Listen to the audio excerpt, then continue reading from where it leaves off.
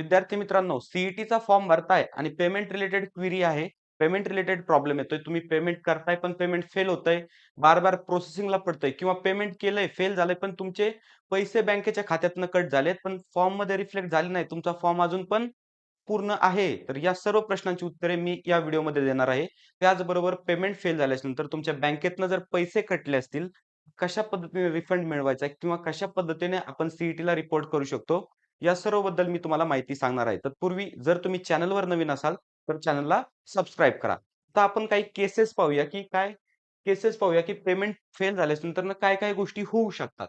तर सर्वप्रथम payment fail झाल्याच्या नंतरनं मनी म्हणजे तुमचा पैसा जर डेबिट नाही झाला, तर काय करायचंय? ज्यावेळेस पेमेंट फेल होतंय, बार-बार पेमेंट फेल होतंय, पण तुमचे पैसे डेबिट होत नाहीयेत. जरी डेबिट झाले, तर 2 मिनिटाच्या आतमध्ये ते रिफंड येत नाहीत. तर त्या केसला तुम्हाला त्या दिवशी पुरतं थांबायचंय आणि दुसऱ्या दिवशी पेमेंट करायचंय. सर्व्हरचा इश्यू असू शकतो किंवा तुमच्या बँकेचा सुद्धा तिथे इश्यू असू शकतो. जर तुमचे पेमेंट कट झालं नसेल, तर तुम्ही सेफ आहात. काही एक प्रॉब्लेम नाही. जर तुमचे पैसे कट झालेत बँकेतनं आणि तुमचा फॉर्म अजून पण इन्कम्प्लीट आहे, फॉर्म सबमिट झाला नाही, पेमेंट फेल दाखवतंय किंवा पेमेंट हे प्रोसेसिंग दाखवतंय, तर मग काय करायचं? तर त्यासाठी पहा. त्यामध्ये 2 केसेस होऊ शकतात. एक एक तर काय? तर तुम्हाला रिफंड येऊ शकतो. बऱ्याचशा मुलांना रिफंड आलाय. ओके. एक तुम्हाला 1 दिवस वेट करायचा आहे. 24 तास तुम्हाला वेट करायचा आहे. तुमचं पेमेंट जर फेल झालं असेल आणि मनी जर तुमच्या खिशातनं डेबिट झाली असेल, तुमच्या बँक खात्यातनं पैसे डेबिट झाले असतील, तर तुम्हाला एका दिवसाचा वेट करायचा आहे. ते पैसे रिटर्न येण्याची वाट पाहायची आहे. मोस्ट ऑफ केसेसमध्ये ते रिटर्न येतात. बरोबर? एकतर रिटर्न येतात, नाहीतर दुसरी गोष्ट काय होती, तर तुमचा जो फॉर्म आहे, तुम्ही जो फॉर्म भरलाय, तर तो व्यवस्थित सबमिट होतोय. आता ज्यावेळेस पैसे कट झालेत, रिटर्न आले नाहीत, त्यावेळेस काही क्षणासाठी तुमचा फॉर्म दाखवेल, म्हणजे काही वेळेसाठी दाखवेल, की तुमचा फॉर्म सबमिट नाही झाला. पण ऑटोमॅटिकली तुमचे पैसे कट झालेत. ऑटोमॅटिकली ते पेमेंट तुम्हाला तिथं फॉर्ममध्ये रिफ्लेक्ट होईल आणि तुम्ही ॲप्लिकेशन फॉर्म हा तुमचा डाउनलोड करू शकता किंवा तुम्ही तो ॲप्लिकेशन फॉर्म भरलाय. पण ह्या काहीच जर केसेस होत नसतील, त्याला असेल पेमेंट फेल झालंय किंवा प्रोसेसिंगला गेलंय. त्याचबरोबर पैसे पण कट झालेत बँकेच्या खात्यातनं आणि महत्त्वाची गोष्ट म्हणजे काय, तर फॉर्म पण इन्कम्प्लीट आहे. तर तिन्ही गोष्टी जर तुमच्यासोबत झाल्या असतील, तर मग मी त्याच्यावर सोल्युशन तुम्हाला सांगणार आहे. मग त्यासाठी तुम्हाला काय करायचंय, तर पहा, मी फर्स्ट ऑफ ऑल तुम्हाला डायरेक्टली आपल्या सीईटीच्या वेबसाईटला घेऊन जातो. आता या ठिकाणी मी डायरेक्टली तुम्हाला आपल्या सीईटीच्या वेबसाईटला घेऊन जातो. ओके. आता आपण Google Chrome ओपन करूयात आणि या ठिकाणी मी महा-सीईटी सर्च करतोय. आता मी ऑलरेडी इथं लॉग इन करून ठेवलंय. डायरेक्टली तुम्हाला तुमचा प्रोफाइल ओपन करायचा आहे. ओके. तुमचा युजर आयडी आणि पासवर्ड तर तुमच्याकडे आलाच असेल. आता मी हा माझा प्रोफाइल ओपन केलाय.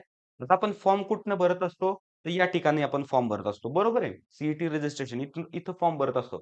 पण आपल्याला इथं न जाता कुठं जायचंय? तर हेल्प डेस्क. थोडंसं स्क्रोल केलं तुम्ही, तर हेल्प डेस्क हा ऑप्शन दिसेल. इथं तुम्हाला क्लिक करायचंय. बरं, आता इथं क्लिक केल्याच्या नंतरनं त्या पहिल्या पेजवर तुम्हाला काय दिसतंय? तर पहिल्या पेजवर तुम्हाला सपोर्ट डेस्क इन्फॉर्मेशनचे नंबर दिसतायत. आता जर तुम्ही याच्यावर कॉल केला असेलच, बरोबर?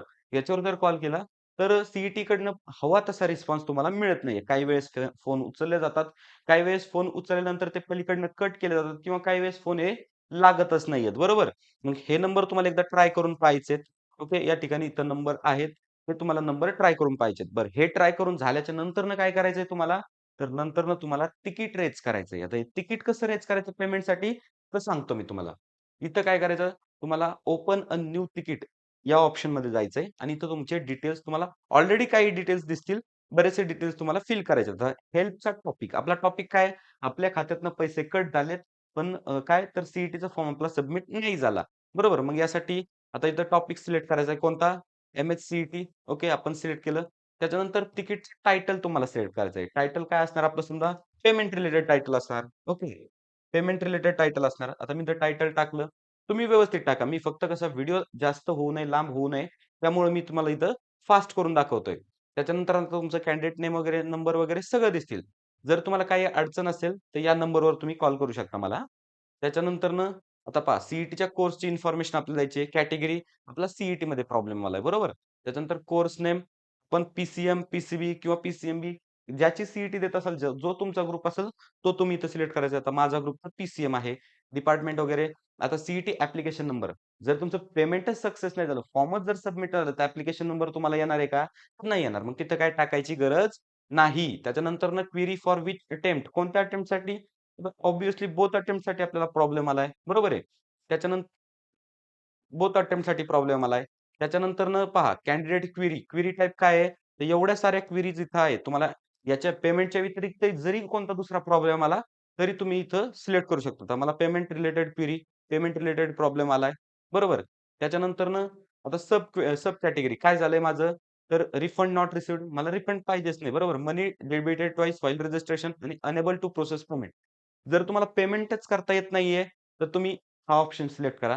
त्याच्यानंतरनं जर तुमच्याकडे 2 वेळेस जर तुमच्याकडनं पेमेंट जर झालं असेल, तर हा ऑप्शन सिलेक्ट करा आणि तुमचं पेमेंट फेल झालंय, पण फॉर्ममध्ये रिफ्लेक्ट नाही झालं, तर तुम्हाला या ठिकाणी रिफंड नॉट रिसीव्ड या बटनावर क्लिक करायचंय. बरोबर?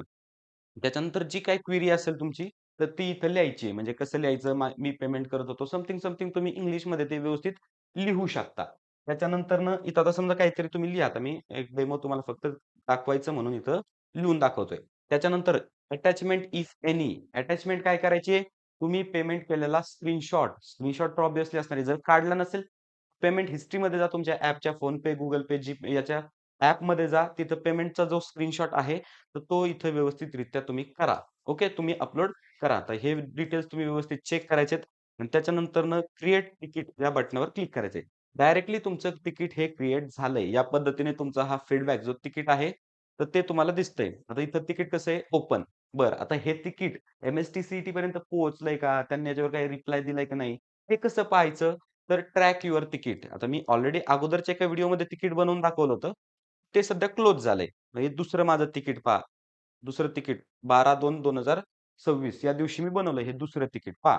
मग या पद्धतीने तुम्हाला काय करायचंय, की तुमचं जे पेमेंट फेल झालंय, तर त्याच्यावर ऑप्शन शोधायचा आहे.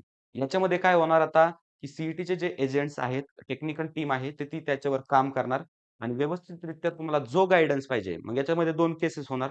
एक तर तुम्हाला रिफंड मिळून जाणार किंवा डायरेक्टली तुमचा फॉर्म ते सबमिट करून घेणार. बरोबर? या पद्धतीने जर तुम्हाला तुमचं पेमेंट जर अडलं असेल, मधून पैसे जर कटले असतील बँक खात्यातनं, तर या पद्धतीने तुम्हाला प्रोसेस करायची आहे. विद्यार्थी मित्रांनो, हा व्हिडिओ तुम्हाला कसा वाटला? इन्फॉर्मेशन कशी वाटली?